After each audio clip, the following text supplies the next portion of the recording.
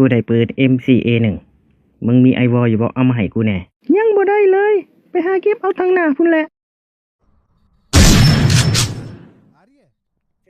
มักอ้วนมึงเห็นยังของมึงหันโอ้โทษ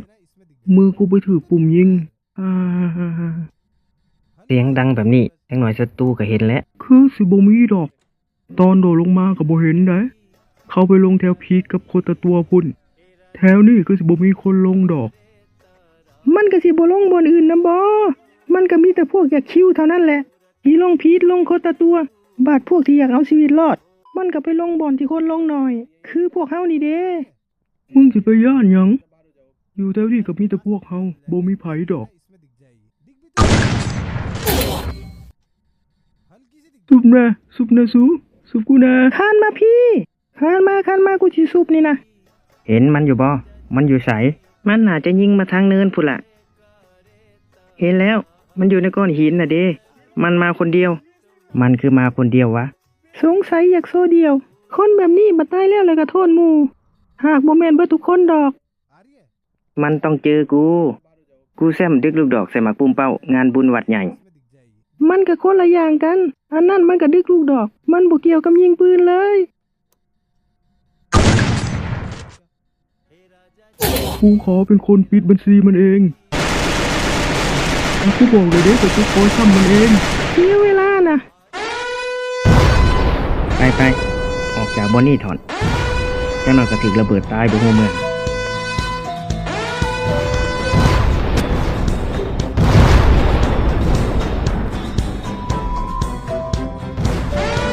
ดอกกำลังลงสูงไปเก็บเอาแม่มีคนจะไปเก็บแอร์ดอกดักยิงมันก่อนแล้วจะไปเก็บเอากำลัง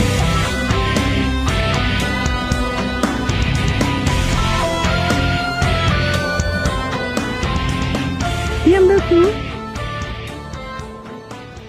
ยิง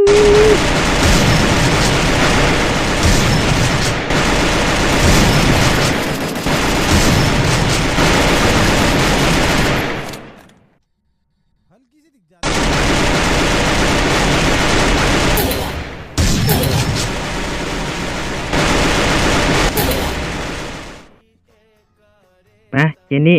วงมาแล้วเขาไปกันถอนไปซุบเอาเขาอยู่ทางหน้าพุ่นละ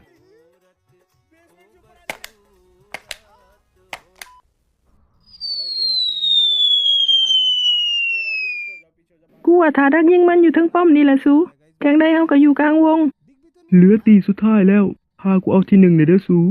มึงบ่ต้องห่วงดอกได้อยู่แล้วปอนเฮาอยู่กลางวงพอดีมันมาทางใดเฮาก็เห็นเบิดหันเด้เห็นมันแล้วหลังต้นไม้25